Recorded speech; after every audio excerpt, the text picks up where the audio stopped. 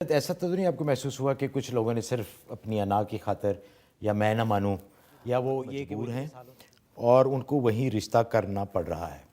اور ساتھ میں وہ پریشان بھی ہیں؟ ماشاءاللہ بہت خوشی کی بات ہے، اللہ تعالیٰ نے آپ کو اس ذکر کا نفع پہنچایا، آپ کی وجہ سے بھی ان حدیثوں میں قوت پیدا ہو گئی۔ اور پھر یہ اصول ہے فن حدیث کا کہ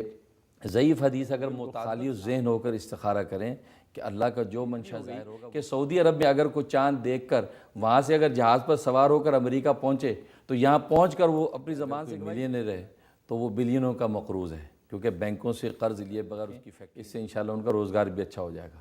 گھر کے حالات اللہ نے اچھے کر دیے کہ سب لوگ نمازی اور نیک ہوتے جا رہے ہیں اور جم کر بیٹھ کر آپ کا بتلایا ہوا اللہ کا ذکر۔ اعظم بھٹی صاحب ہیں شکاگو سے۔ جناب مفتی صاحب،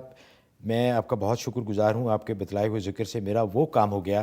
جس کا یقین نہیں کیا جا سکتا۔ سمجھو وہ کام ناممکن تھا، کوئی سوچ نہیں سکتا۔ ناممکن کاموں کو اسی طریقے سے انہوں نے کہا ہے کہ دعائے سیفی